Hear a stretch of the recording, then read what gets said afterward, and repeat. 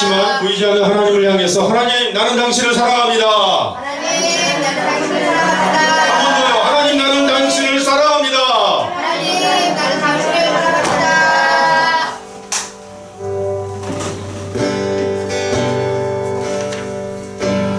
내 구주 예수를 더욱 사랑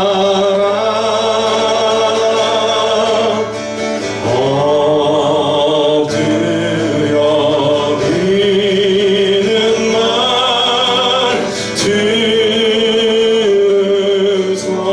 들으소서. 내 진정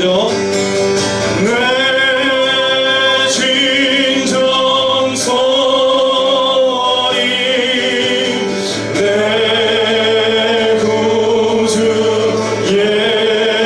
예수를 더욱 사랑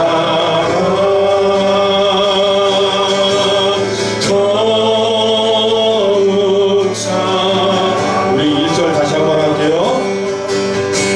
내 구주 예수를 더욱 사랑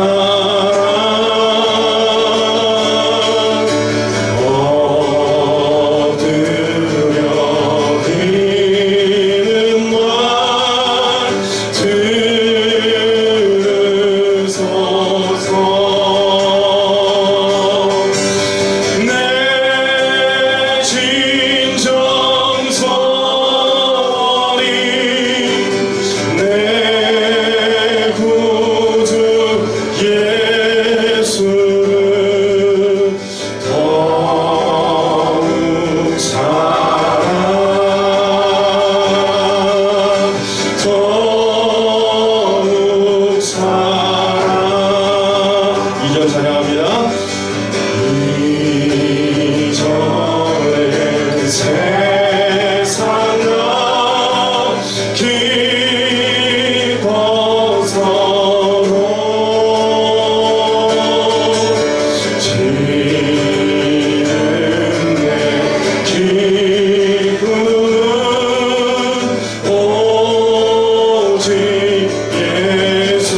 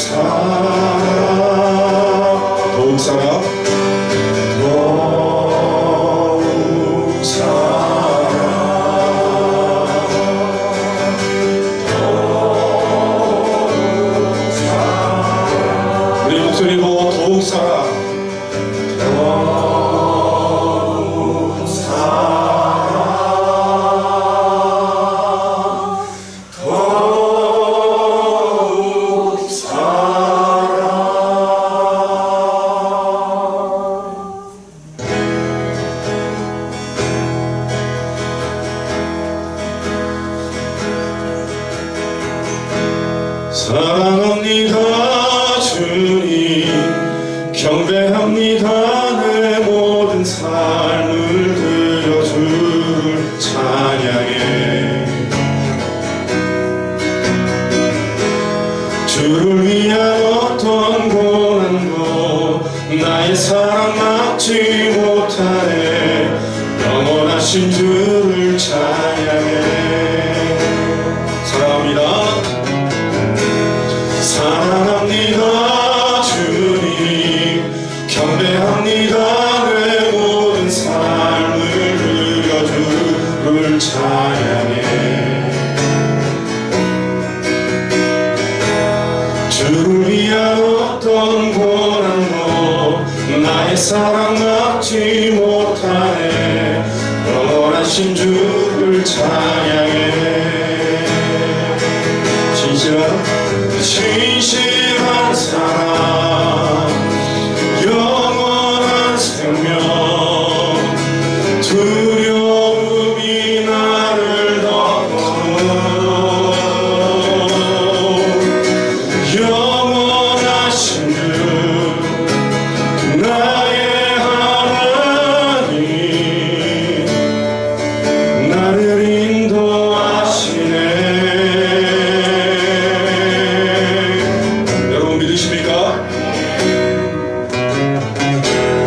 사랑합니다 주님, 경배합니다. 내 모든 삶을 드려 주를 찬양해. 주를 위한 어떤 고난도 나의 사랑 막지 못하네. 영원하신 주를 찬양해. 교회에서 자주 소개를 했었던 곡이지만 오랜만에 만나면 굉장히 낯설고 어려우실 것 같아요. 그렇게 난해한 곡 아니시니까 가사를 생각하시면서 다시 한번 부를게요. 사랑합니다 주님, 경배합니다. 내 모든 삶을 드려 주를 찬양해. 주를 위한 어떤 고난도 나의 사랑 막지 못하네. 영원하신 주를 찬양해. 신실한 사랑, 영원한 생명, 두려움이 나를 덮어. 영원하신 주 나의 하나님, 나를 인도하시네.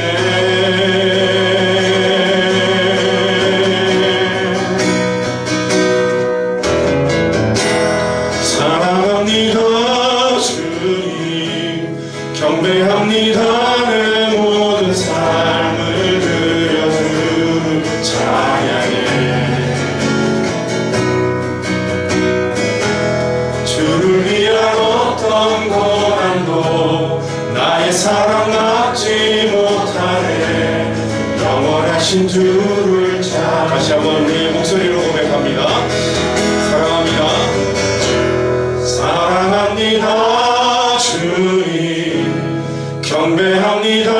내 모든 삶을 드려 주를 찬양해. 주를 위한 어떤 고난도 나의 사랑 막지 못하네. 영원하신 주를 찬양해. 영원하신 주를 찬양합니다. 영원하신 주를 찬양해. 한 번 더 영원하신 주를 찬양해.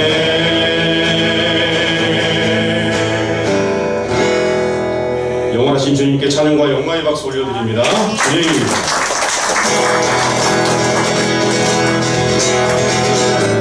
내 영이 주를 찬양합니다. 내 영이 주를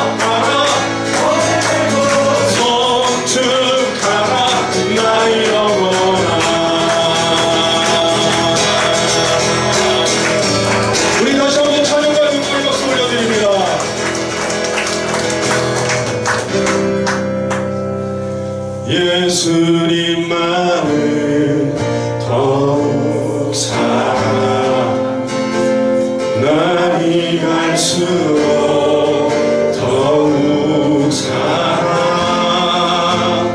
고난이 와도 더욱 살아 내 삶의 고백 더욱 살아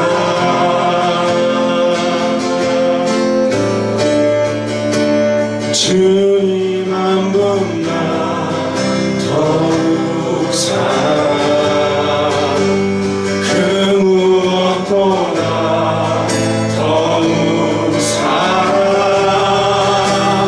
그 누구보다 더욱 살아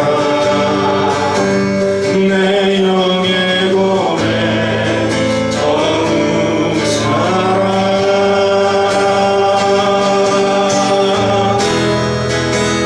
나 사는 동안 더욱 살아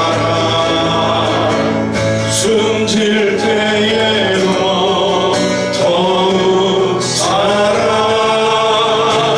저 천국에서 더욱 살아 친구의 고백 자리에 일어나셔서 다시 한번 성령 찬양합니다. 나 사는 동안 더욱 살아 숨질 때에도 더욱 살아 저 천국에서 더욱 살아 친구의 고백 더욱 살아 나 사는 동안 더욱 살아 숨질 때에도 더욱 살아 저 천국에서 더욱 살아 친구의 고백 더욱 살아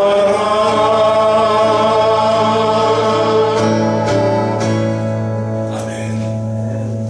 하나님은 영이시니 예배하는 자가 영과 진리로 예배할지니라. 아멘. 우리 지난 한 주간의 삶을 되돌아보시면서 알게 모르게 지은 우리의 모든 잘못들을 주님 앞에 내어놓는 고백의 기도를 주님 앞에 드리시겠습니다.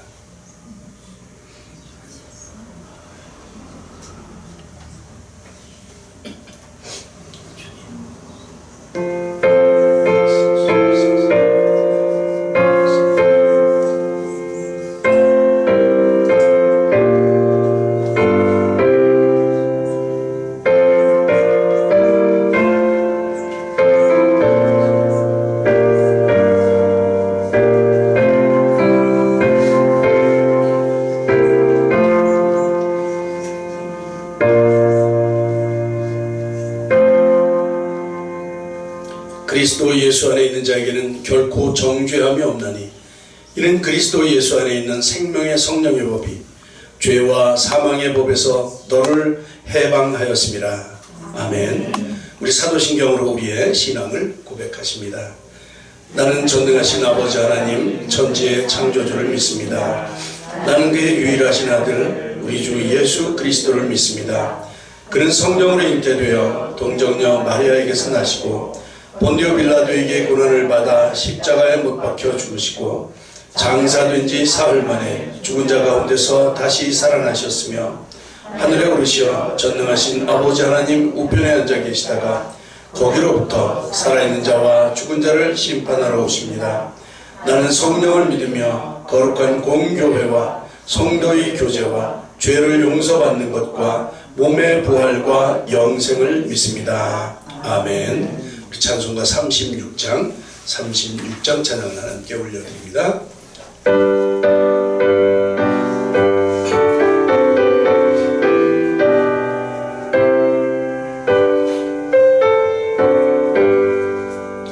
주 예수 이름 높이여 다 찬양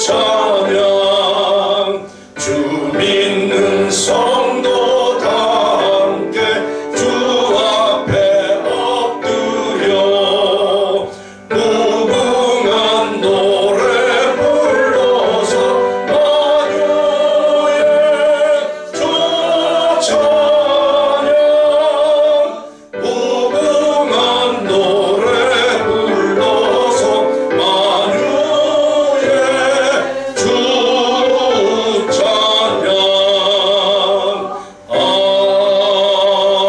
아멘. 모두 자리에 앉으셔서 기도하겠습니다. 최학수 장로님 기도 인도해 주시겠습니다.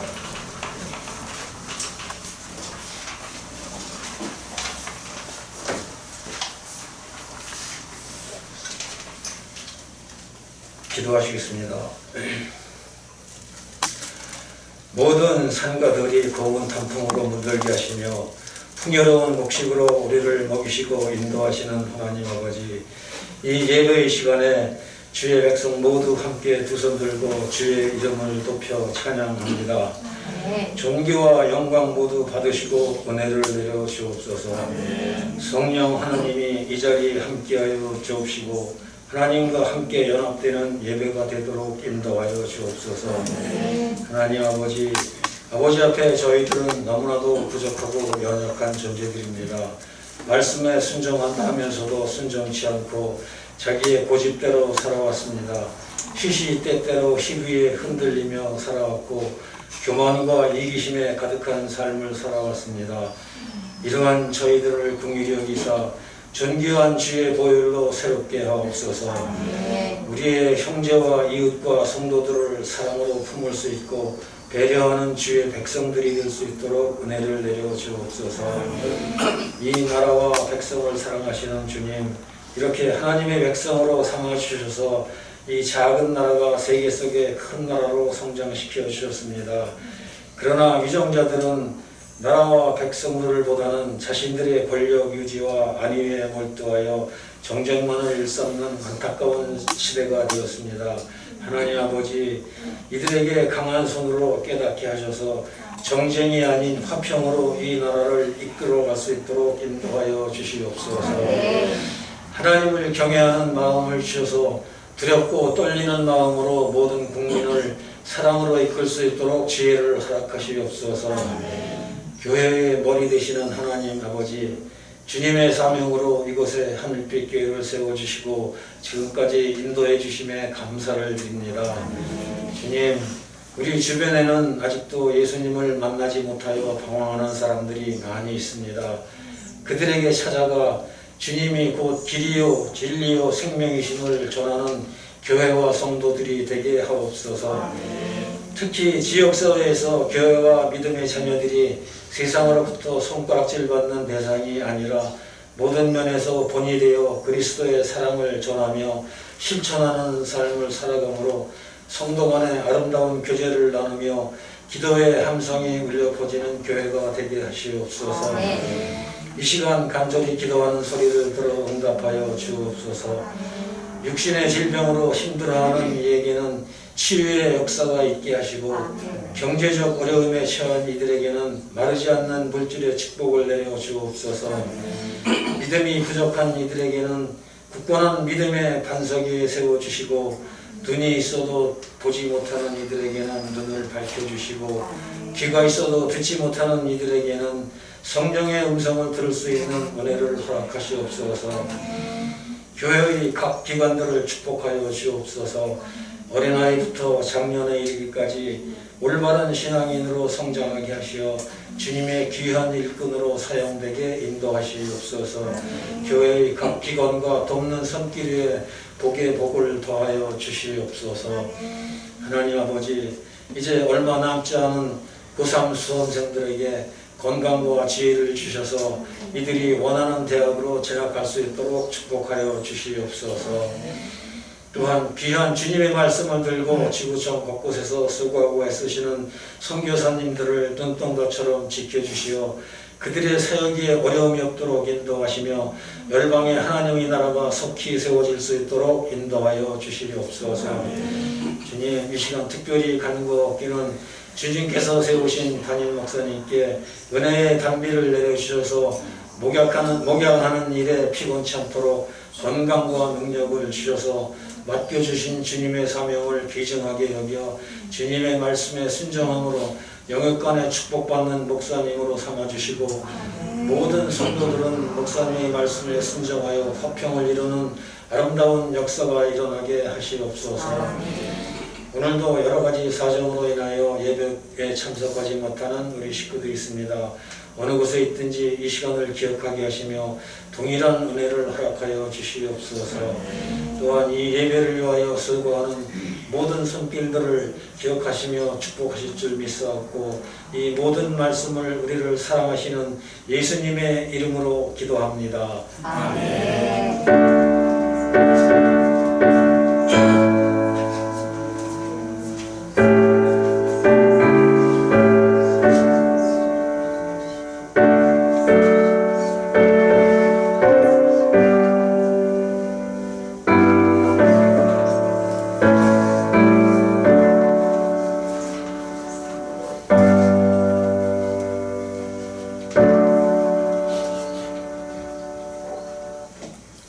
찬송가 213장 1절과 4절 부르시면서 봉헌 시간 갖도록 하겠습니다.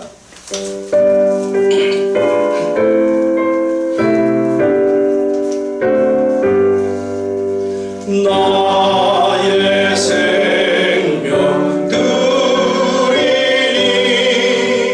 주여 알아주셔서 세상 살아갈 동안 찬송하게 하소서.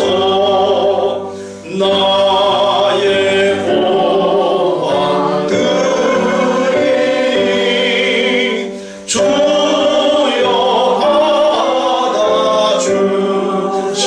받아주셔서 하늘 나라 위하여 주 뜻대로 쓰소서.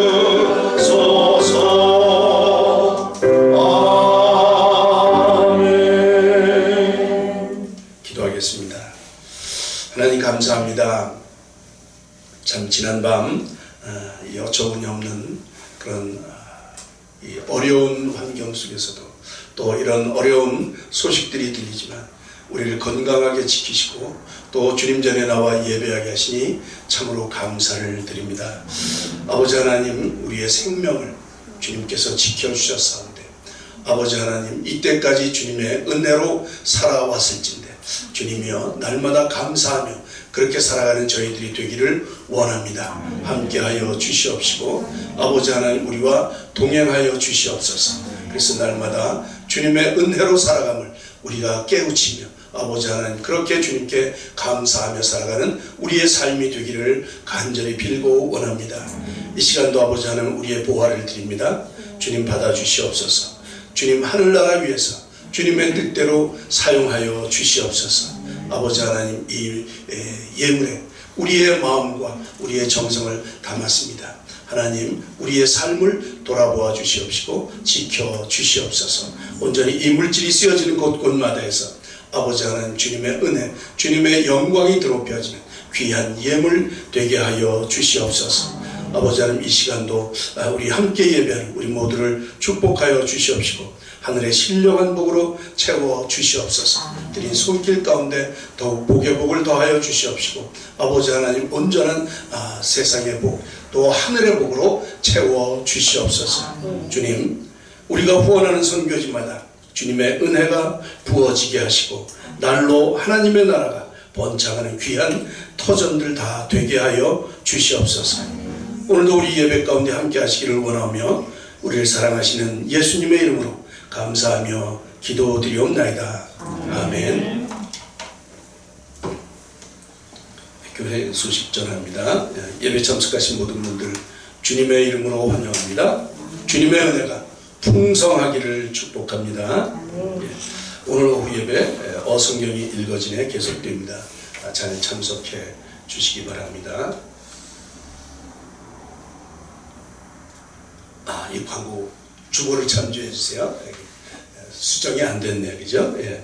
우리 다음 주 오전 예배시, 그러니까 11월 첫 주입니다. 성찬 예식이 있습니다. 여러분 기억하시고, 전부 참석해 주세요. 오후에는 찬양 예배가 있습니다. 찬양 예배까지 모두 참석해 주시기 바랍니다. 4번입니다. 22년도 다니엘 기도회가 내일 모레 화요일부터 시작이 됩니다. 우리 교회도 참석하기로 했습니다. 기도해야 될 때 아닌가 싶습니다. 여러분 저녁 8시부터 영상 틀을 테니까 와서 예배 참석하시고 기도 많이 하시기 바랍니다. 11월 21일까지입니다. 수요일 날도 이 다니엘 기도로 모입니다. 주일날 저녁도 8시에 계속됩니다. 21일 동안 여러분 기도 많이 해 주시기 바랍니다. 스벤다 양이 오늘 결혼을 합니다. 천안에 있는 대명교회에서 11시 예배에 말씀 마치고 예식을 한다고 합니다.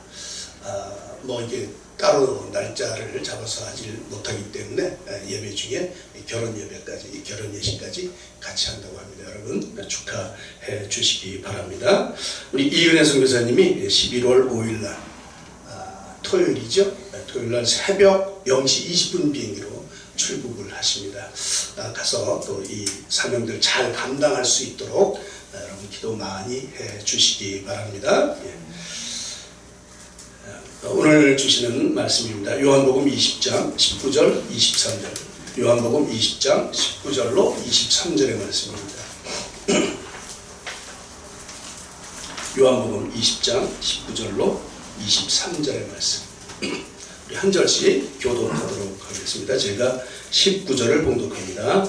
이날 곧 안식 후 첫날 저녁 때에 제자들이 유대인들을 두려워하여 모인 곳에 문들을 닫았더니 예수께서 오사 가운데 서서 이르시되 너희에게 평강이 있을지어다. 이 말씀을 하시고 손과 옆구리를 보이시니 제자들이 주를 보고 기뻐하더라. 예수께서 또 이르시되 너희에게 평강이 있을지어다. 아버지께서 나를 보내신 것 같이 나도 너희를 보내노라. 이 말씀을 하시고 그들을 향해서 숨을 내쉬며 이르시되 성령을 받으라. 함께 봉독하십니다. 너희가 누구의 죄든지 사하면 사하여질 것이요 누구의 죄든지 그대로 두면 그대로 있으리라 하시니라. 아멘. 오늘 본문 말씀은 예수님의 그 부활 후, 십자가에서 부활하신 후 제자들과의 첫 만남을 기록한 사건입니다. 예수님의 부활 사건은 이 복음서마다 약간씩 다르게 이렇게 기록이 되어 있습니다. 마태복음에 보면 마태복음의 경우에는 이제 막달라 마리아와 다른 마리아 이렇게 기록이 되어 있어요. 안식 후 첫날 새벽에 예수님의 무덤에 갔다가 큰 지진이 나며 주의 천사가 돌을 불려내고 그 무덤에 앉아있는 그 모습을 보게 되죠. 천사들은 놀라고 있는 이 여인들에게 예수님의 부활을 알리면서 제자들에게 갈릴리로 가라 이제 이렇게 전하라고 이렇게 말씀을 하십니다. 이제 이런 장면이 기록이 되어 있죠. 이제 부활 후의 모습입니다. 그런가 하면 마가복음에서는 막달라 마리아와 야고보의 어머니 마리아 이러니까 조금 더 이름들이 구체화되어 있어요. 그리고 살로메 예수님께 발라드릴 향품을 가지고 안식 후 첫날에 새벽 일찍 예수님의 무덤에 갔습니다. 근데 가면서 이거 누가 돌문을 열어줄까 이제 이렇게 걱정을 하면서 갔는데 가서 보니까 이미 돌문이 열려 있어요. 그리고 흰 옷을 입은 한 청년이 거기 앉아 있어요. 만났어요. 그러니까 보니까 천사였어요. 그 천사가 예수님의 부활 소식을 이 여인들에게 알려주면서 빨리 제자들에게 갈릴리로 가라 이렇게 전하라고 알려주지요. 다 똑같아요. 그렇죠? 다 비슷해요. 누가복음도 비슷합니다. 누가복음도 안식 후 첫날에 부활한 소식을 제일 먼저 전한 사람들은 바로 이 여인들이었습니다. 안식 후 첫날 그날에 그죠? 새벽 미명에 그 안식 후 첫날은 요즘으로 하면 주일날입니다. 주일날. 그래서 요즘은 안식일 대신 주님이 부활하신 주일을 기념하면서 주일날 예배를 드리게 되죠. 그리고 이제 오늘 본문이 있는 이 요한복음 20장, 요한복음 20장을 보면 예수님의 부활의 모습을 그리고 있습니다. 이제 요한복음의 부활 모습이에요. 그 내용은 뭐 다른 복음서들과 비슷해요. 다 비슷해요. 20장 1절에 보니까 안식 후 첫날 아직 어두울 때 막달라 마리아가 예수님의 무덤을 찾아갑니다. 그런데 돌문이 무덤에서 옮겨진 것을 보고 놀라서 제자들에게 달려와요. 그리고 이 소식을 전합니다. 그랬더니 제자들 중에 그 성질 급한 사람 2명이 있어요. 그죠? 베드로, 요한. 여기 보면 베드로와 다른 제자. 이게 무덤으로 달려갔는데 이 다른 제자가 바로 이 요한복음 기록한 요한이에요. 요한. 베드로와 요한이 이제 달려갑니다. 뭐 네가 먼저니 내가 먼저니 막 달려가고. 거기에 갔더니 예수님의 시체가 보이지 않아요. 예수님의 시체는 없고 예수님을 쌌던 그 세마포 또 머리에 쌌던 수건들만 이렇게 개켜져서 남아 있습니다. 이렇게 예수님의 부활 사건이 제자들에게 알려지게 된 것이죠. 이제 그 후에 10절에 보면 2 제자가 그 사실을 보고 예수님이 부활하신 것을 알고 이제 집으로 돌아갑니다. 집으로 돌아가요. 좀 망연자실했겠죠. 그죠? 근데 11절에 보니까 마리아는 너무 슬퍼서 그 자리를 떠나질 못해요. 그리고 막 울면서 무덤을 쳐다보면서 어디 가서 찾지? 뭐 이제 이런 근심 걱정 하고 있는데 2 천사를 만나게 됩니다. 그죠? 2 천사를 만나게 돼요. 그런데 2 천사가 이제 예수님이 살아나셨다 그 얘기를 하고 있는데 뒤를 돌아봤어요. 마리아가 뒤를 이렇게 돌아보니까 누가 서 있는 거예요. 동산지기인 줄 알았죠. 알아보지는 못했어요. 근데 이제 그 서 있던 분이 그윽한 목소리로 부르죠. 마리아야. 이제 이렇게 부르십니다. 그죠? 그 소리를 듣는 순간 이분이 예수님이구나. 살아나신 예수님이구나. 그리고는 죽어라고 쫓아가서 이제 제자들에게 내가 예수님을 만났다. 살아나신 예수님을 만났다. 이제 그렇게 전합니다. 뭐 드라마로 한다 그러면 뭐 중간에 뭐 많이 이렇게 들어갈 장면들이 많겠지만 요점만 이렇게 이제 된 거예요. 그죠? 이게 예수님의 부활이 진짜구나. 이제 그런 사실을 보면서 그리고 이제 오늘 본문이 연결이 되는 거예요. 본문이 이어지는 거예요. 어느새 이제 안식 후 첫날 저녁이 되었습니다. 이제 새벽에 가서 예수님을 만나고 예수님이 살아난 사실을 알고 왔는데 이제 저녁이 되었어요. 뭐 제자들이 이제 그 저녁까지 모여서 뭐 굉장히 이제 충격적인 날이죠. 그죠? 야, 이거 예수님이 살아나셨는데 살아나시는데 이게 어디 가서 만나지? 우리 뭐 해야 되는 거야? 뭐 이제 이런 얘기로 막 허둥지둥 옥신각신 뭐 이제 이 대책 논의를 했겠죠. 진짜 살아나셨네. 우리 이제 그 예수님이 늘 하신 말씀이 3일 만에 살아날 거야 이 얘기를 하셨는데 그때는 건성으로 들었죠. 근데 지금 보니까 야 진짜 부활하셨네. 근데 진짜 부활할 줄을 몰랐죠. 그죠? 너무 당황스러웠던 거 아니겠습니까? 얼마나 놀랬을까요? 그죠? 야 이게 진짜 이거 어떻게 하지? 뭐 뾰족한 대안이 없었던 것 같아요. 이제 그 기억을 해야 되는데 뭐죠? 갈릴리로 가라. 내가 거기서 너희를 만나겠다. 이런 얘기를 이미 다 해주셨는데 그거 이제 기억이 안 나는 거예요. 너무 당황하면 기억도 안 나죠. 그러고 있는데 예수님이 나타나신 거예요. 그죠? 예수님께서 슉 나타나셨는데 이 제자들이 그 유대인들이 무서워서 문을 닫고 있었어요. 그렇죠. 이게 예수님도 처형을 했는데 들이닥쳐서 너희들 다 예수님 제자지 이러고 다 끌고 가서 처형하면 안 되니까 두려워서, 유대인들이 두려워서 다 문을 닫고 이제 닫아놓고 그러고 있었는데 예수님께서 자연스럽게 들어오신 거예요. 문을 안 열고 그냥 쑥 열고 들어오셨나? 몰라요, 그죠? 쑥 가운데 서셨어요. 그리고는 제자들에게 말씀하시는 거죠. 오늘 본문이 이 말씀들이에요. 이 말씀을 한번 생각해 보겠습니다. 먼저 예수님은 이제 제자들에게 세 가지 말씀을 하시는데 먼저 하신 말씀이 평강이 있을지어다. 너희에게 평강이 있을지어다. 이렇게 말씀하시는 거예요. 유대인들이 무서워서 방문을 걸어 잠그고 이 두려움에 떨고 있는 제자들에게 부활하신 주님은 이 공간을 초월해서 나타나셔서 제자들에게 하신 최초의 말씀이 평강이 있을지어다. 이 말씀입니다. 여러분 모두에게 주님의 평강이 임하시기를 축복합니다. 세상은 참 불안해요, 그렇죠? 우리 평안하게 사는 것 같은데 언제 무슨 일이 터질지 몰라요. 이 평강은 누구에게나 중요합니다. 늘 우리가 이 불안과 공포, 두려움을 안고 살지 않습니까? 이게 이제 우리 인간이 가진 가장 큰 불행이에요. 그런 일이 닥치지 않습니다. 아니요, 근데 몰라요, 그죠? 어젯밤 같은 사건이 이건 누가 알았겠어요? 늘 그 공포와 두려움 가운데 살죠. 앞일을 알 수 없을 때, 그때 오는 이 불안감과 공포심, 우리 모두가 그것 때문에 힘들어하는 것 아니겠습니까?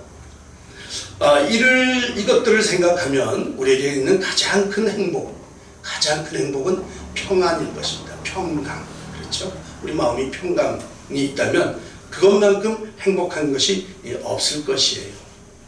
사람은 믿음이 있을 때 평강이 오는 것이죠. 믿음이 있을 때 평강이 오죠. 아무리 큰 태풍이 몰아친다고 해도 이 어미새가 품고 있는 그 둥지에 있는 새끼들은 아무 걱정이 없습니다. 그죠? 아무 걱정이 없어요. 불안과 공포 이런 게 없어요. 이런 불안과 공포는 믿음이 없을 때 오는 것이에요.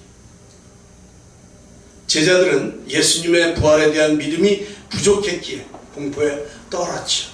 그리고 빈 무덤을 보고 그 소식을 듣고도 허망한 소리로 알았던 거예요. 그렇죠?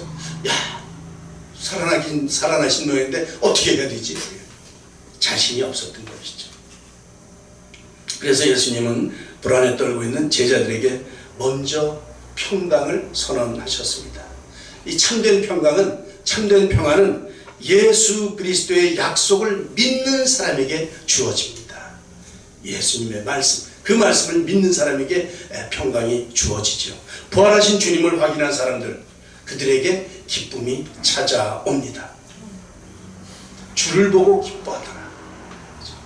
제자들도 예수님이 이 손과 옆구리를 보여주면서 내가 그 처형당한 예수, 내가 살아난 거야, 이런 거를 확인시켜주자 주님이구나 이러고 기뻐했다고 하는 것이죠.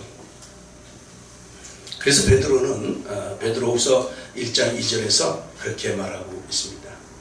하나님과 우리 주 예수를 알므로, 뭐함으로? 예수를 알므로, 하나님을 알고 예수님을 아는 것으로, 알므로 은혜와 평강이 너에게 더욱 많을지어다. 은혜와 평강은 언제 오냐 하면 하나님과 예수님을 알 때, 자세히 알 때 그 평강이 더 커지는 것이죠. 확실하게 다가온다는 것이죠. 요한도 그렇게 말해요. 요한복음의 14장 27절에서 평안을 너에게 끼치노니 곧 나의 평안을 너에게 준다. 내 평안을 너에게 준다. 내가 너희에게 주는 것은 세상이 주는 것과 같지 않냐. 하나님이 주시는 것, 예수님이 주시는 평안은 세상이 주는 것과 같지 않다. 너희는 마음에 근심하지 마라. 두려워하지 마라. 예수님의 평강, 그죠? 평강은 히브리어로 샬롬입니다. 우리가 너무도 잘 아는 이 아름다운 단어 아닙니까? 샬롬, 그죠? 하나님의 평강, 또 주님이 주시는 그 평안, 샬롬이에요. 그죠? 사도 바울도 빌립보서 4장 4절에서 주 안에서 항상 기뻐하라. 주 안에서 항상 기뻐하라. 주님이 주시는 평강, 주님이 주시는 주 안에서 누리는 기쁨, 이게 샬롬이라는 것이죠. 항상 기뻐하라는 것이에요. 어디에서? 우리 기뻐할 수 있는 조건이 별로 없어요. 어디에서 하냐면 주 안에서. 주님을 믿을 때 우리에게 기쁨이 넘치게 되는 것이죠. 이 스피노자라고 하는 철학자가 있어요. 여러분, 내일 지구가 멸망할지라도 나는 오늘 한 그루의 사과나무를 심겠다. 이런 철학자가 있는 네덜란드 철학자입니다. 그 당시에 이 틀에 박혔던 이런 신학들 이런 거에 반발해서 나는 하나님으로부터 자유자다. 먼저 이런 좀 반발적인 이런 신학을 주장해가지고 그 당시에는 이단아라고 이렇게 왕따를 당했던 그런 철학자입니다. 철학자이자 신학자 스피노자. 굉장히 좀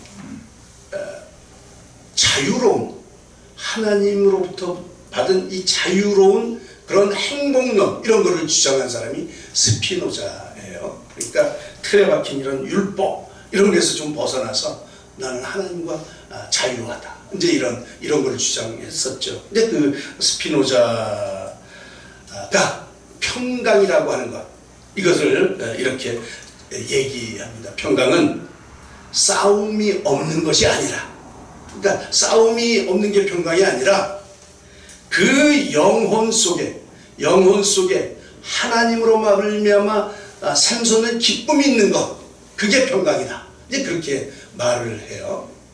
잘 좀 어려워요, 그죠?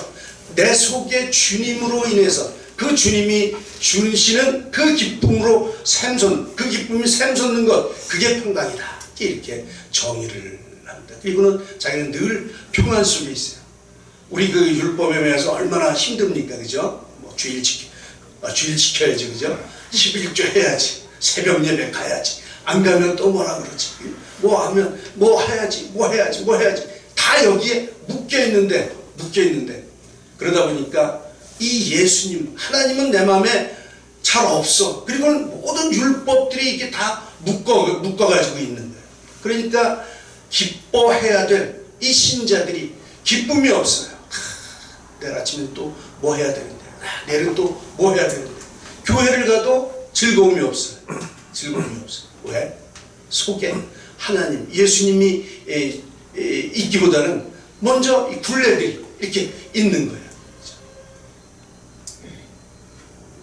평강이란 이런 굴레들이 아니라 내 속에 하나님이 계신 것, 내 속에 예수님이 계신 것, 그래서 그 예수님으로 인하여 샘솟는 기쁨, 이게 평강이라고 하는 것이죠. 정말 그런 것 같습니다. 이 하나님이 주시는 기쁨, 이것은 세상 사람들이 세상이 주는 기쁨과 기준이 달라요. 그죠? 기준이 달라요. 세상 사람들은 기뻐할 일이 있을 때 기뻐합니다. 기쁜 일이 있어야 웃습니다. 그런데 세상에 그렇게 기쁜 일이 많지 않다는 것이죠. 이제 그게 문제예요. 그러니까 기뻐할 일이 별로 없어요. 평강이 별로 없다는 것이죠. 우리 신자들은 어떻습니까? 날마다 기뻐요. 왜? 주님과 동행하기 때문에, 주님으로부터 기쁨이 샘솟기 때문에. 그래서 사도 바울도 감옥에서 처형을 앞두고도 기쁨을 잃지 않을 수가 있었던 것이죠. 왜? 그 속에 예수님이 있었기 때문에.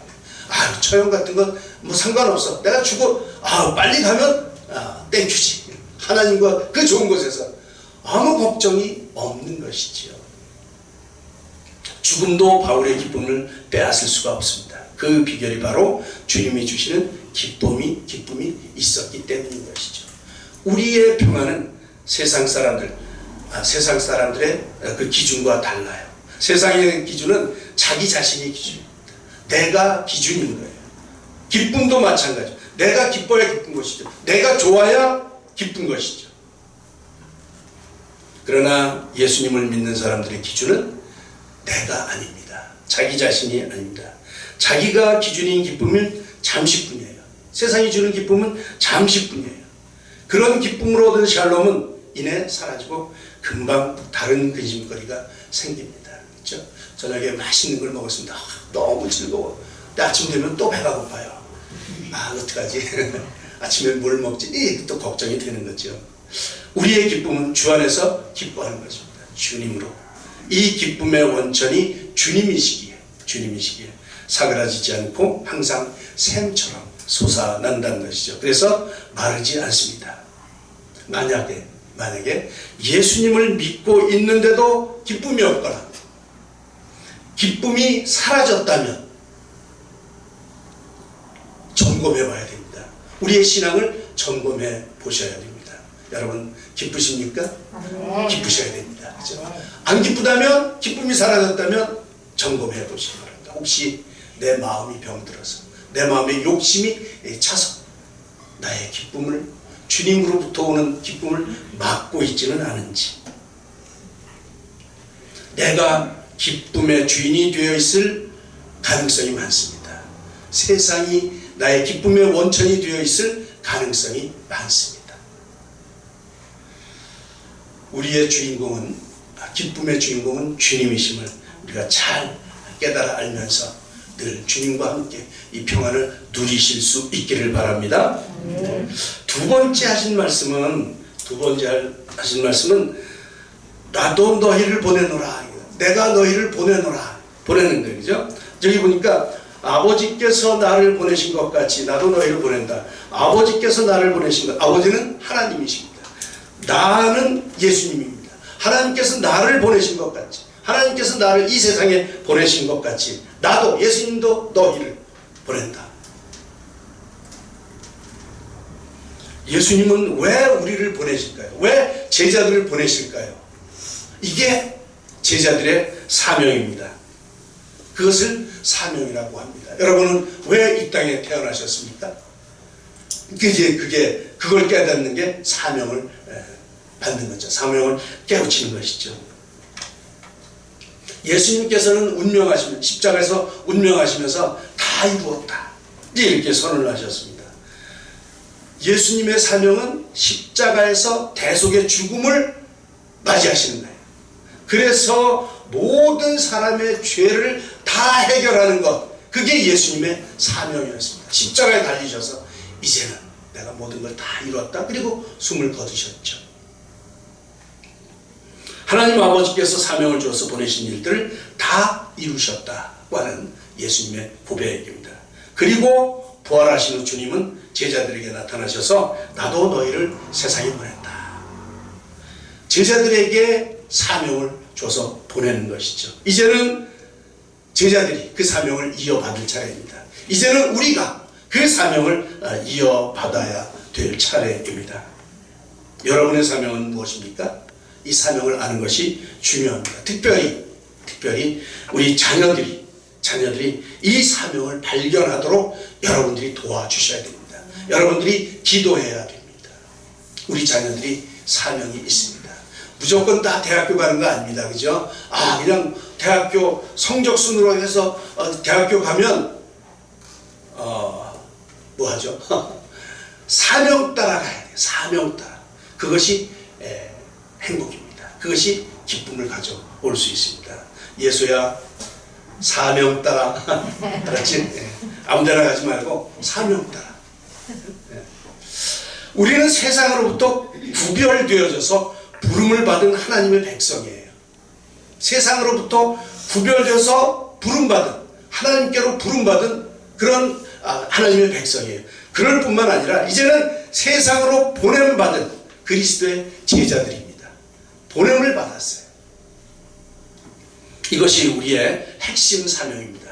이제는 보냄을 받았는데 내가 무엇을 할 것인가? 예수님이 우리를 보내신 이유, 우리가 살아야 할 이유, 그게 뭔가? 이게 우리의 사명이라는 것이죠. 바로 주님의 증인되는 것입니다. 주님의 증인되는 삶. 우리가 새롭게 받은 그 생명, 그 생명을 우리가 누릴 뿐만 아니라, 우리도 누릴 뿐만 아니라 다른 사람에게도 흘려보내야 된다는 것이죠. 다른 사람에게 전해야 된다는 것이요. 예수님의 제자들을 우리는 사도라고 부릅니다. 사도, 그죠? 저 사도. 이 사도를 영어로는 아포스 이렇게 부릅니다. 아포슬이라고 합니다. 그래서 사도신경은 아포슬스 크리트 이렇게 말합니다. 사도예요. 그런데 저 사도라고 하는 뜻은 보냄을 받은 자, 보냄을 받은 자라고 하는 뜻이에요. 예수님으로부터 세상으로 보냄을 받은 자, 그 사람들이 사도입니다. 사도예요. 그런데 이렇게 보냄을 받은 자를 우리는 선교사라고 합니다. 그렇죠? 교회 파송을 받아서 보냄을 받은 자, 선교사예요. 예수님의 보냄을 받은 자, 예수님으로부터 보냄을 받은 자, 제자들인데, 사도들인데 우리도 예수님으로부터 보냄을 받은 자라는 것이죠. 우리의 삶을 통해 이 땅에 주님을 증거하라고 그렇게 사명을 우리에게 주셔서 세상으로 보내셨습니다. 그러니까 우리가 지금 어디에 있든지 관계없이 우리는 선교사인 거예요. 보냄을 받은 자인 거예요.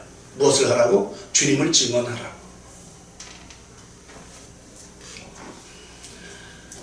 우리는 이 선교사의 사명을 잘 감당해야 합니다. 그것도 기쁨으로 감당해야 되죠. 그죠? 주님이 우리 속에 있으면 기뻐요. 그 기쁨으로 감당할 수 있습니다. 만일 우리가 현재 위치에서 선교사가 되지 않는다면 우리의 사명을 다하지 못하는 것입니다. 여러분이 처한 처소에서 최선을 다해 하나님을 예배해야 하는 것입니다. 이게 선교사의 사명이에요. 우리의 가정에서, 우리 직장에서, 우리가 가는 시장에서 누구를 만나든지 우리가 만나는 모든 사람에게 부지런히 증언을 해야 됩니다. 증인이 되어야 됩니다. 나를 통해 예수님이 증거되어야 한다는 것이죠. 예수님께서 우리를 보내셨기 때문에 그렇습니다. 그렇죠? 예수님께서 우리에게 이 제자의 사명, 이 사명을 주셨는데 어디까지 할 것인가? 우리의 사명의 범위는 어디까지인가? 뭐 작게는 우리 가정, 우리 자녀들이겠죠. 그런데 넓게는 어디까지? 땅끝까지. 사도행전 1장 8절. 땅끝까지 이르러 내 증인이 되리라. 땅끝까지. 우리의 사명은 어디까지라고요? 땅끝까지. 그죠? 그러니까 우선 가정에서부터 우리 자녀들에서부터 이 일을 해가지고 해놓고 점점 우리의 이웃으로 키워서 결국 땅끝까지 가는 거죠.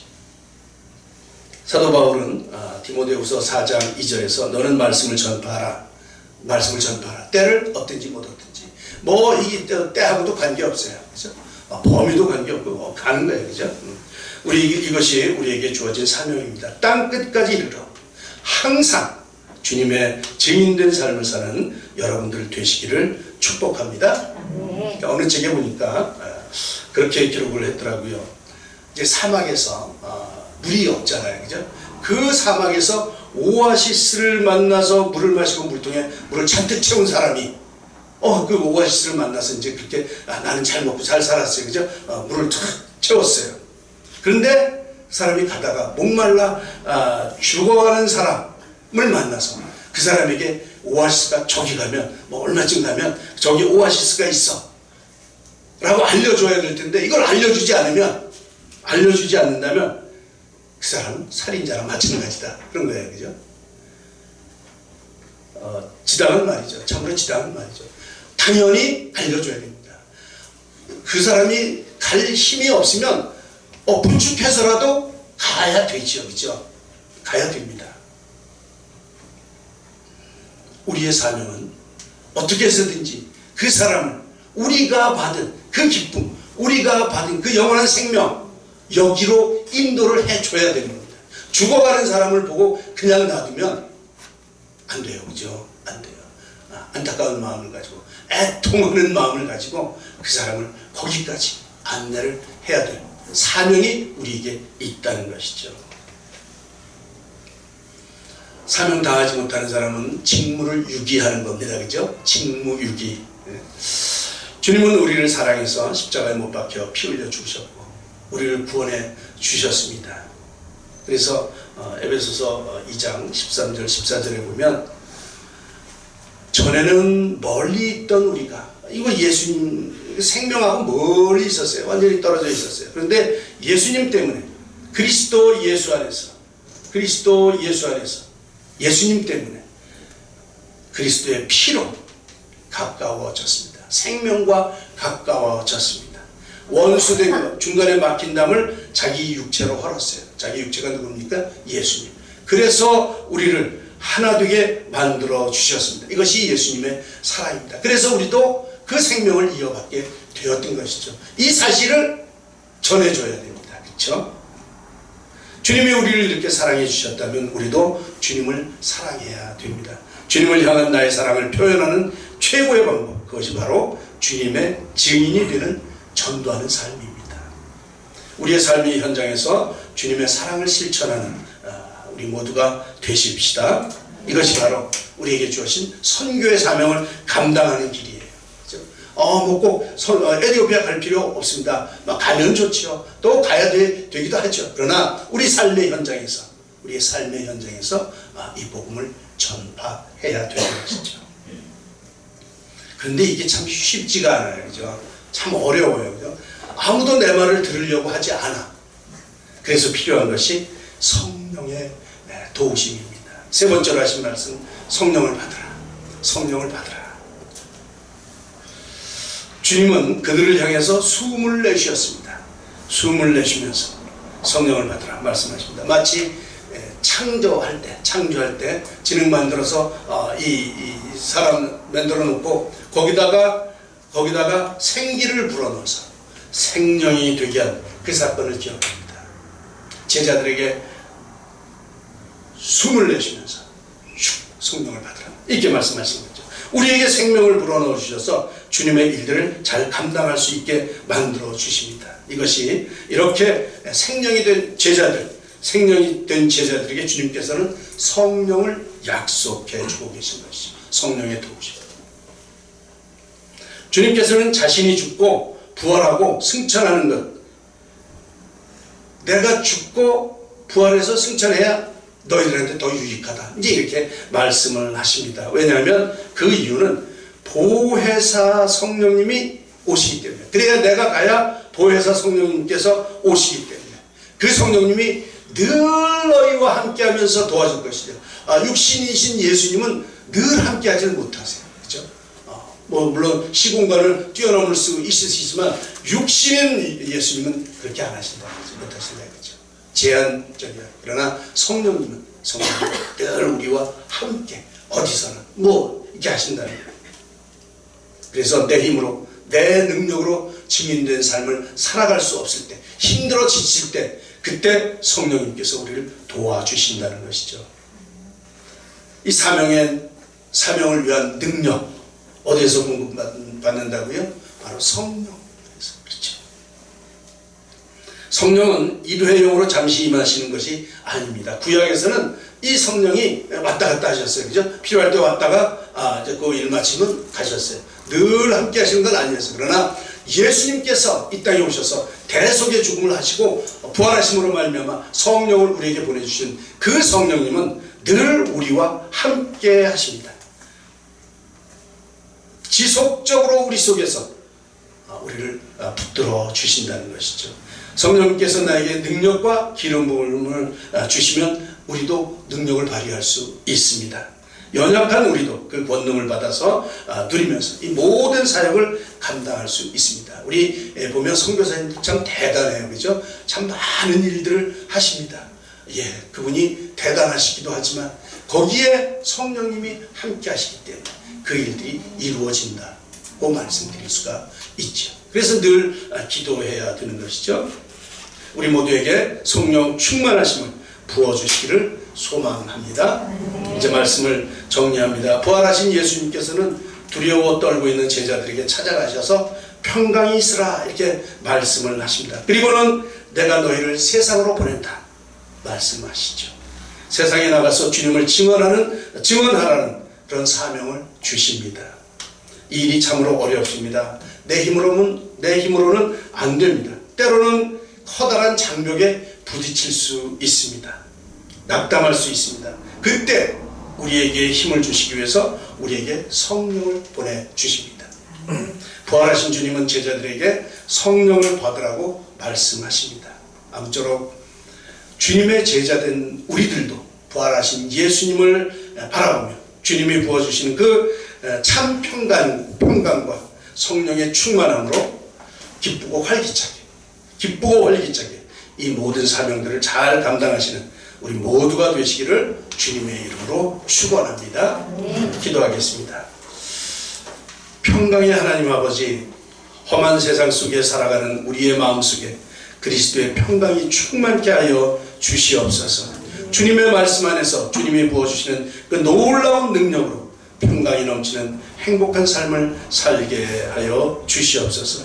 성령님께서 함께 하시고 기름 부어주시고 능력을 주셔서 사랑하는 성도님들의 영혼과 삶이 구원에 이르도록 해 주시옵시고, 주님 때를 얻든지 못 얻든지 항상 복음을 전파하는 복음의 일꾼 다 되게 하여 주시옵소서. 우리에게 걱정, 불안, 두려움 이런 것들은 모든 것들이 부활하신 예수님의 이름으로 다 떨쳐버리고 기도와 간구를 통해 주님과 기쁨과 감사함으로 우리의 생각과 마음을 지키게 하여 주시옵소서. 그래서 세상이 줄 수 없는 참 기쁨과 참 평안을 누리며 이 마음을 세상에 증거하는 증인된 삶을 잘 살아갈 수 있도록 주님 인도하여 주시옵소서. 예수님의 이름으로 감사하며 기도드리옵나이다. 아멘. 우리 모두 일어나셔서 평안을 너에게 주노라 찬양하고 축도하겠습니다.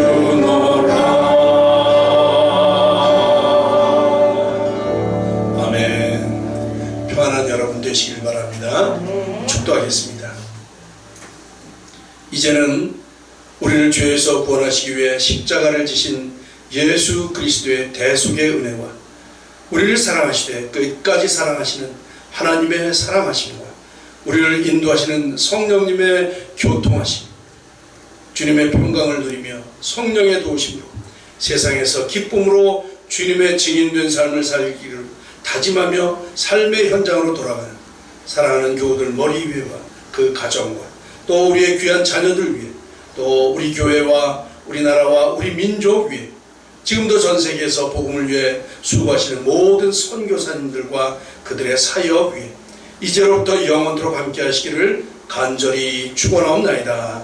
아멘.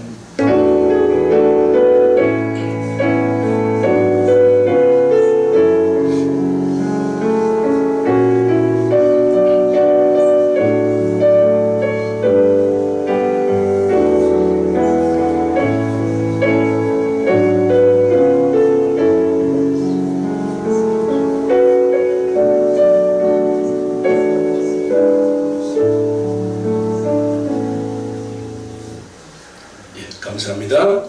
예배 마쳤습니다.